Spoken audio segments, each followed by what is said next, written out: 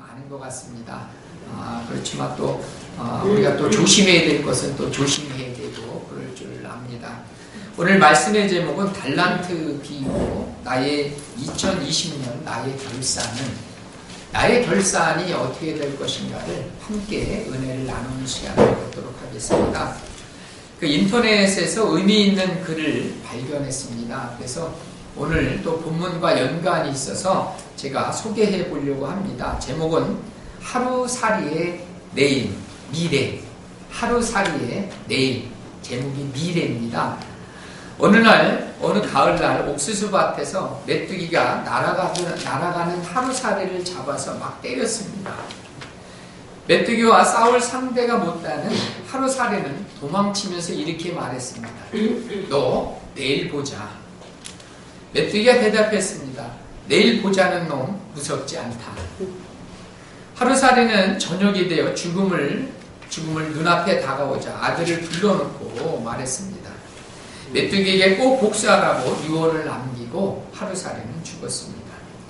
그 다음날 아들 하루살이는 친구들을 통해서 10만 대군을 이끌고 메뚜기에게 복수하러 갔습니다. 하루살이들은 메뚜기를 포위하고 말했습니다. 마지막 소원이 무엇이냐? 메뚜기가 말했습니다. 10만 대군을 보니 너무 무섭다.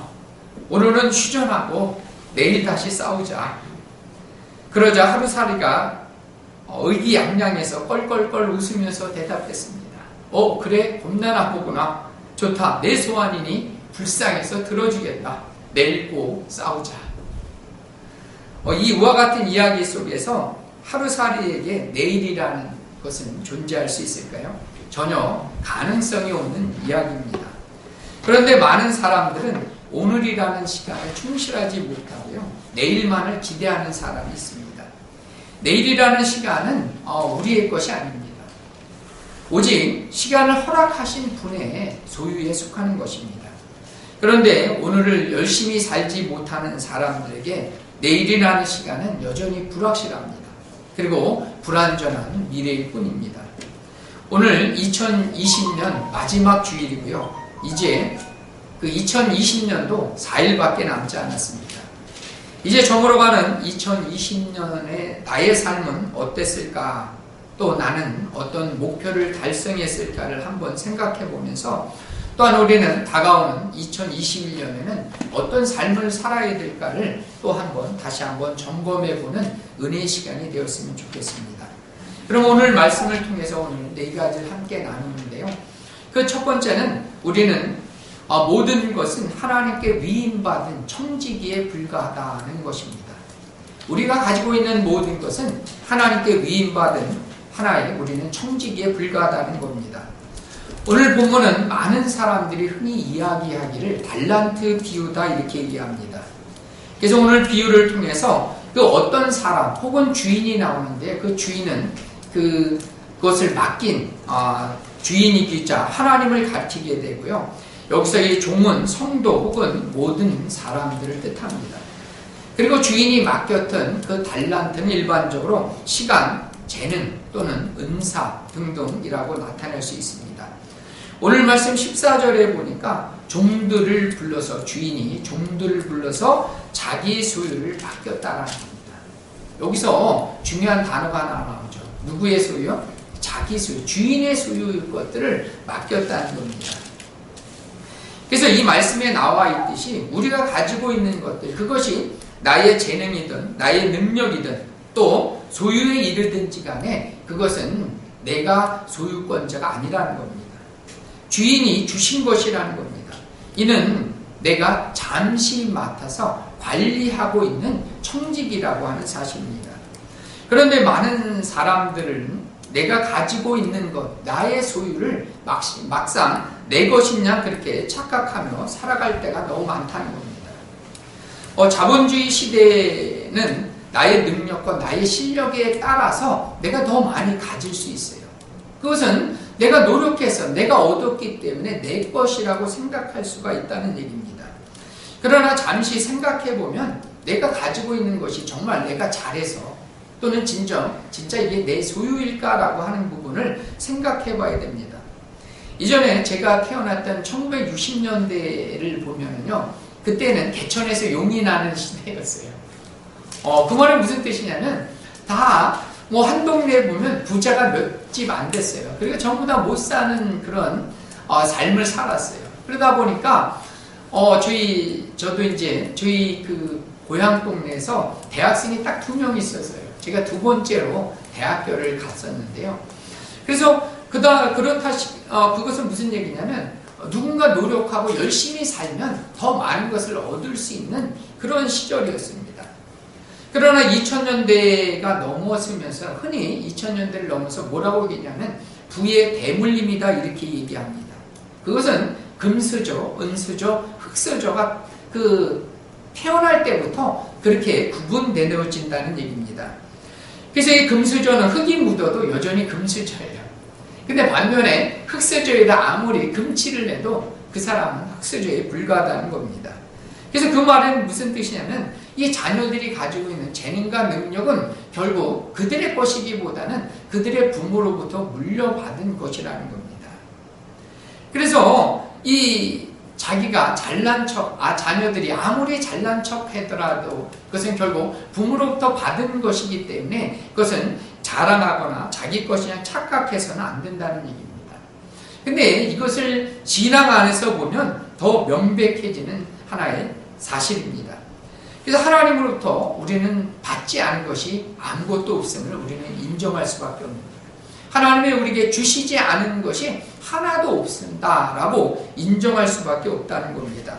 그래서 내 것은 모두 하나님께로부터 온 것이고 하나님이 우리에게 은혜로 주신 것이다라고 인정할 수밖에 없다는 겁니다. 이 다윗 왕이 그의 아들 솔로몬을 위해서 이제 성전을 짓기로 계획합니다. 이 다윗 왕은 그의 평생의 꿈이 뭐였었냐면 하나님의 성전을 짓는 것이었어요.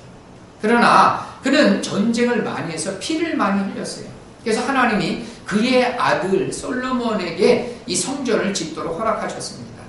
근데 이 성전을 짓도록 하는 데는 많은 재물이 필요했어요. 근데 그 재물을 누가 준비하냐면 다윗이 준비하는 겁니다. 아버지가 준비하는 거예요. 그래서 이 솔로몬이 성전을 지었지만 그 성전은 결국 이 아버지가 다 준비하는 것으로 지어진 겁니다. 근데 이 다윗은 자기가 가지고 있는 모든 것들을 기꺼이 하나님께 내놓았어요. 그래서 역대상 29장 14절에 보면 나와 내 백성이 무엇이기에 이처럼 즐거운 마음으로 드릴 힘이 있었나이까. 모든 것이 주께로 말미암사오니 모든 것이 주님께로 왔기 때문에 우리가 주의 손으로 받은 것을 주님께 드렸을 뿐이다 라고 이 다윗은 고백하고 있다는 겁니다. 이 다윗의 고백처럼 우리 모두의 고백도 그렇게 고백해야 됩니다. 우리는 모든 것은 주께로 왔기 때문에 내 것이 아니다라고. 그러니까 기꺼이 또 주님께 돌려드릴 수 있다는 얘기입니다. 그래서 우리는 잠시 동안 하나님께 맡긴 우리는 그것을 맡아서 관리하는 청지기임을 기억해야 됩니다. 두 번째는 우리는 각자 재능에 따라서 하나님께서 달란트를 주셨다는 겁니다. 각자의 재능에 따라서. 오늘 15절 말씀해 보니까 하나님 그 주인이 달란트를 주는데 뭐라고 줬어요? 각각 그 재능대로 줬다는 겁니다. 재능에 맞게 각자에게 다른 재능을 주셨다는 겁니다. 이것은 하나님께서 사람을 구별하지만 차별하지 않는다는 겁니다. 하나님은 어떤 분이라고요? 구별은 하지만 차별하지 않는다는 겁니다. 여러분 구별을 영어로 distinction이라고 얘기하는데요. 무엇을 종류나 능력 따위로 이렇게 분류해 놓는 거예요. 분류해 놓는 키가 큰 사람 예를 들어서 키가 작은 사람 이건 차별이 아니죠. 분류를 해 놓는 거예요. 근데 반면에 이 차별 discrimination이라고 하는데 이 차별이라고 하는 것은 뭐냐면 정당한 사유 없이 단지 외모나 성별, 피부색, 출생지 등 외적인 조건에 따라서 불공정하게 대우하는 거예요. 그래서 외적인 조건에 따라서 불공평하게 대우하는 것을 이 차별이라고 얘기하는 겁니다. 우리가 분명하게 기억해야 되는 구별은 해야 돼요. 남녀가 구별된 거죠. 그러나 차별되면 안 되는 거죠. 오히려 구별은 있어야 되는 겁니다. 그래서 구별이 있어야지 오히려 혼란과 무질서가 없는 겁니다. 오히려 공평해지는 거예요. 구별을 하는 것이. 그래서 이 하나님께서 우리를 구별하시지만 우리는 우리 각자에 구별하셔서 합당하게 그 능력에 맞게 각자에게 다른 달란트를 주신 겁니다. 그래서 예를 들면 어떤 사람은 찬양을 잘하지만 또 어떤 사람은 음식을 잘할 수 있다는 거죠. 물론 음식도 잘하고 찬양 잘하는 사람이 있으면 좋은데 그런 사람 참 드물어요. 근데 우리가 기억해야 될 것은 남과 비교해서는 안 된다는 거죠. 분명한 것은 오늘 말씀에도 나와 있지만 하나님께서 어떻게 주셨다고요? 예, 각각 그 재능대로 주신 거예요. 근데 우리는 가끔 가다 보면 나 이것 좀 있었으면 좋겠다라고 이렇게 생각하는 그런 재능들이 있을 거예요. 근데 우리가 기억해야 될 것이 있어요. 그건 뭐냐면 하나님께서 주셨기 때문에 나중에 다시 찾으세요. 그걸 오늘 말씀에 그것을 뭐냐면 결산한다 이렇게 나오는 거예요. 얼마만큼 그 재능을 가지고 하나님 앞에 그것을 남겼느냐라고 하는 것을 하나님은 반드시 결산하기 때문에 많은 것을 받았다고 좋아할 건 아니에요. 저도 가끔가다 얘기하지만 많은 것을 받는 사람은 그만큼 바빠요. 일도 해야 되고 저 일도 해야 되고 꼭 늘 바쁘기 때문에 내가 많은 것을 가졌다고 반드시 좋은 것은 아니라는 거죠. 그리고 또 한 가지 기억해야 될 것은 한 달란트가 결국 작은 게 아니에요. 여러분이 달란트, 저도 이제 가끔가다 이 성막 세미나 같은 데 보면 저도 여기서 오늘 갖고 올까다 안 갖고 왔는데요. 이 한 달란트가 얼마만큼 되는지를 제가 이제 말씀드리면요. 원래 구약시대는 한 달란트는 무게를 재는 최대 단위였어요. 그래서 금이나 은을 재는 최대 단위가 이 달란트입니다. 이 달란트는 60문화, 즉 3,000세겔에 해당되고요. 그 무게로 따지면 34.272kg입니다. 34.272kg이에요. 근데 신약시대 때에는 이 달란트는 무게도 되고 돈의 통화의 기능도 했습니다. 그래서 이 무게는 요한계시록 16장 21절에 나온 대로 로마의 그러한 제도에 기초한 것으로 이 신약시대의 달란트는 20.4kg이었어요. 구약시대 때는 한 34kg가 한 달란트였는데 신약시대로 넘어와서 이게 그 20.4kg이었어요. 그리고 이 돈으로 사용되는 경우는 마태복음 18장이나 25절에 한 달란트는 6,000데나리온이었어요. 그러니까 6,000데나리온은 뭐냐면 쉽게 말하면 20년 일해야 벌 수 있는 액수였다는 거죠. 여러분들 연봉을 하나도 쓰지 않고 20년을 모아야지 그 한 달란트의 돈을 마련할 수 있다는 거죠. 그만큼 이 한 달란트는 이 액수가 적은 게 아니라는 거죠. 제가 인터넷에 한국금거래소를 인터넷 뒤져봤더니요. 1000g짜리 1kg 골드바라는 순금의 어제 시세가 얼마냐면 7,681만 9천 원이었어요. 1kg의 금 가격이 약 7,600만 원이었어요. 그럼 7,600만 원만 잡아도 구약에 34kg가 했잖아요. 그러니까 34kg의 금값은 약 대략 26억 원이 넘는 거예요. 그 다음에 신약시대로 넘어가면 20kg만 잡아도 15억 원 이상이 되는 거예요. 그러니까 하나님이 우리에게 엄청난 돈을 맡기신 거예요. 그러니까 한 달란트가 결국 적은 것이 아니라는 겁니다. 그래서 우리에게 각자 재능에 따라서 어떤 분은 조금 더 많이 줄 수도 있고 어떤 분은 작은 액수가 아니라 충분히 하나님이 각자에게 다 주셨음을 우리는 기억해야 됩니다. 세 번째로는 우리 각자가 받은 바 달란트를 어떻게 사용해야 되는가 그 책임을 하나님은 나중에 결산하신다는 거예요. 결산하시는데 그래서 우리가 기억해야 될 것은 우리가 얼마나 많은 것을 받았느냐 여기에 관심을 두면 안 되는 거예요. 쟤는 이것도 받고 저것도 받고 나보다 훨씬 많이 받았다라고 그렇게 비교하는 것이 아니라 내가 받은 것을 우리는 어떻게 사용하는가 이것을 우리는 그 사용에 따라서 하나님으로부터 칭찬을 받을 수도 있고요. 오늘 말씀에 보니까 책망을 받을 수도 있다는 얘기입니다. 그래서 오늘 말씀에 16절에 보니까 5달란트 받은 사람은 여기서 보면 바로 가서라는 말이에요. 바로 가서. 그러니까 내가 주신 것에 너무나 감사하기 때문에 바로 가서 그것으로 장사해서 5달란트를 남기게 됩니다. 이 2달란트 받은 사람도 마찬가지로 장사를 해서 2달란트를 남기게 됩니다.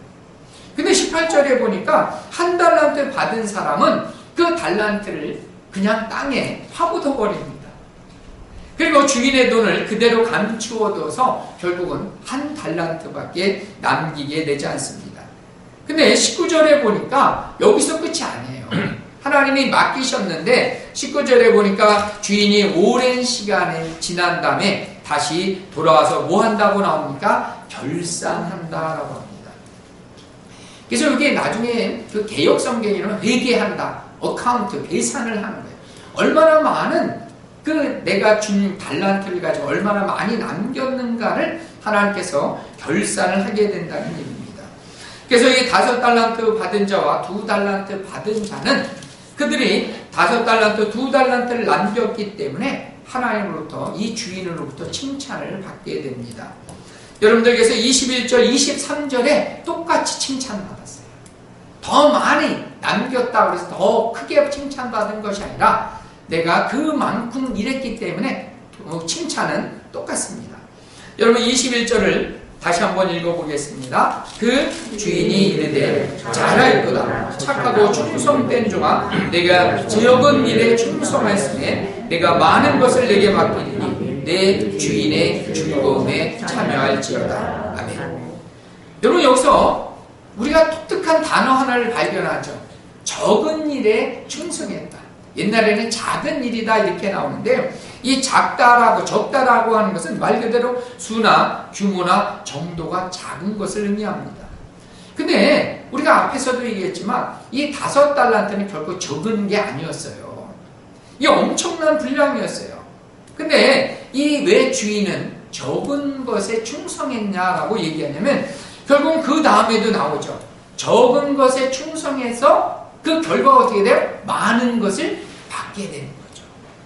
그래서 내가 아무리 이 작은 것이라 할지라도 결국 이것을 통해서 하나님이 주시고자 하는 진정한 것은 뭐야? 작은 것에 충성했을 때, 그 주인의 그 의도에 맞게 아름답게 충성했을 때 하나님이 주시고자 하는 것은 결국 큰 것, 더 큰 것을 주시고요. 결국은 이 말씀을 여러분들이 마태복음 25장을 보면 이거는 말세에 있을 얘기예요.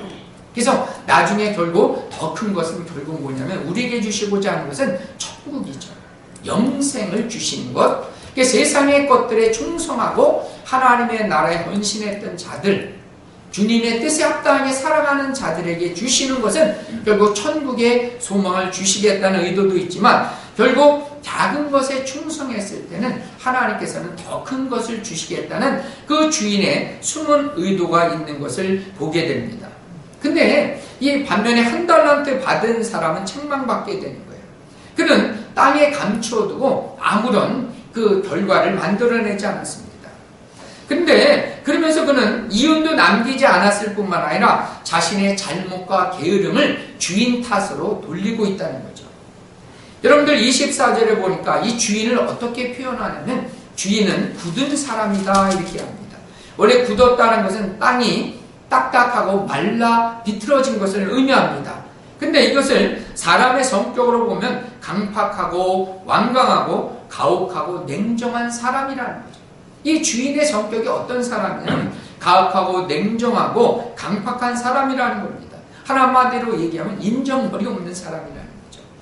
그래서 인정머리 하나 없이 인색하고 냉정한 사람으로 주인을 그렇게 포장하는 거죠. 얘기하는 거죠. 그래서 투자를 적게 해놓고 거기서 많은 소득을 기대하는 사람이라고. 그러면서 많은 소득을 얻으려고 이 종들을 채찍질하고 그 다음에 몰아버리는 인색한 영감 정도로 치부해버린 겁니다.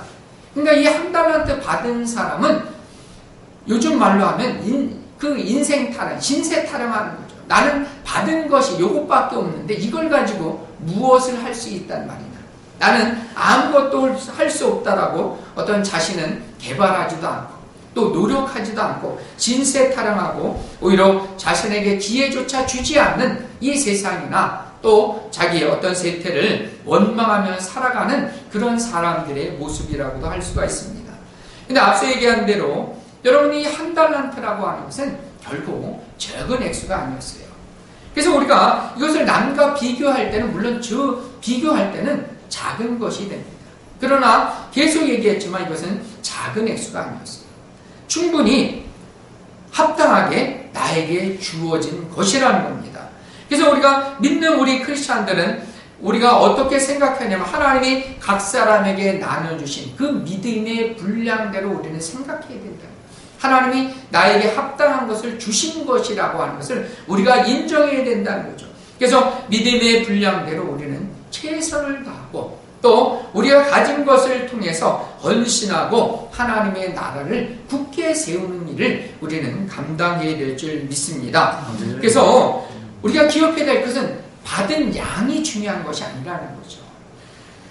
얼마나 많이 받았느냐가 중요한 것이 아니라 그것을 가지고 우리는 어떻게 사용했느냐에 따라서 그것에 대해서 하나님으로부터 칭찬과 책망이 달라진다는 것을 기억해야 될 줄 믿습니다. 마지막 네 번째는 우리는 영적인 악순환이 아니라 영적인 선순환을 이루어야 된다는 얘기입니다. 오늘 말씀의 이것을 하면 우리는 빈익빈 더 가난해지는 것이 아니라 우리의 삶이 어떻게 돼요? 더 큰, 더 풍성한 삶으로 성장하고 발전해야 된다는 얘기입니다. 여러분 21절과 23절에 이 충성하였음에라는 단어가 나옵니다. 이것은 그 헬라어로 에스피스토스라고 하는 미완료 과거형을 썼다라고 합니다. 이 헬라어에서 이 미완료 과거형이라고 하는 의미는 무슨 뜻이냐면 과거에 어느 시점에 있어서 지속적으로 반복해서 되어지는 일을 할 때 그런 시제를 쓴다고 합니다. 그러므로 이 5달란트나 이 2달란트 받았던 이 종들의 태도가 어떤 태도였냐면 그들은 계속해서 지속적으로 남기려고 애를 썼던 사람이라는 거죠. 어느 순간에 일확천금을 얻었거나 불로소득을 얻었던 사람들이 아니라 하나님의 주인이 그에게 주신 것을 가지고 날마다 끊임없이 노력하고 충성하고 열심을 다해서 그 남김이 있는 그러한 자세를 가졌다는 겁니다. 그래서 그런 삶을 살았기 때문에 주인은 그에게 뭡니까? 더 큰 것을 맡긴다라고 그렇게 약속한 겁니다. 이것을 누가복음 16장 10절에 정확히 나와 있습니다. 이 16장 10절에 지극히 작은 것에 충성한 자는 큰 것에도 충성한다 이렇게 말씀하고 있어요. 지극히 작은 것에 충성한 자는 큰 것에도 충성할 게 있기 때문에 이 주인의 입장에서 얼마든지 더 큰 것을 맡길 수 있다는 겁니다. 그래서 오늘 말씀의 결론은 29절에 나와 있습니다. 여러분 29절을 보면 무릇 있는 자는 받아 풍족하게 되고 없는 자는 그 있는 것까지 빼앗기리라 이렇게 이 말씀의 결론을 내리고 있습니다. 요즘 자본주의 시대에 나타난 표현으로 얘기하자면 부익부, 빈익빈 현상이 일어나는 겁니다. 부자는 점점 돈이 많아지고요. 가난한 사람은 점점 더 가난해진다는 얘기입니다. 근데 이것이 정말 자본주의 시대의 빈익빈 부익부가 아니라 하나님의 입장, 우리가 이것을 어떻게 영적으로 해석하냐면 이 신학자 핸드릭스는 이를 이렇게 설명하고 있습니다. 하나님께서 주신 은사와 재능을 가지고 그에게 부여된 봉사의 기회를 놓치지 않고 열심히 활용하는 사람은 그렇게 함으로 즉 하나님이 주신 것을 가지고 지속해서 봉사하고 헌신할 때 오히려 은혜가 넘쳐나고 그의 심령이 부유해지고 하나님으로부터 주는 상급이 넘치게 되지만 반대로 하나님이 주신 은사와 재능을 가지고 그에게 주어진 봉사의 기회를 하찮은 것이라고 여기고 무시하고 활용하지 않는 사람은 날이 갈수록 그 은사가 상실해지고 영적인 일을 더 할 수 없는 빈익빈 상태로 전락해 간다는 그런 얘기입니다. 그래서 계속해서 얘기하지만 우리는 은사의 크기나 재능의 크기가 중요한 것이 아니라는 얘기입니다. 하나님께서 나에게 맡기신 것은 나에게 합당하기 때문에 맡기신 거예요. 오히려 더 큰 일을 맡기셨으면 그 일을 감당할 수 없는 거예요. 나에게 그 재능에 맞게끔 하나님이 허락하신 겁니다. 그래서 나에게 맡기신 것들을 어떻게 우리는 사용했느냐, 그리고 어떻게 그것에 대해서 결산할 때 얼마나 많은 것들을 이윤을 남겼는가에 따라서 그 주인은 칭찬 또는 책망을 하게 된다는 얘기입니다. 이제 우리는 2020년을 이제 마무리 짓게 됩니다. 올해 2020년 우리 사랑하는 엘리나 교회 성도님들은 어떤 결산을 하나님께 드릴 수 있겠습니까? 나에게 맡긴 일들에 대해서 나는 어떤 결과로서 하나님께 영광을 돌릴 수 있겠느냐라고 하는 얘기입니다. 하나님으로부터 칭찬받는 사람도 있고요, 혹은 책망받는 사람도 있으리라고 봅니다. 혹시나 내가 여전히 부족하다면 우리에게 여전히 기회가 있음을 기억해야 됩니다. 오늘 말씀에도 보니까 주인이 바로 돌아오지 않았어요. 오랜 시간 후에 돌아온다라고 했어요. 근데 이 돌아오는 것은 이 말세처럼 언제 돌아올지 모르는 거예요. 언제 돌아올지 모르지만 아직 돌아오지 않았기 때문에 우리에게는 여전히 기회가 있는 겁니다.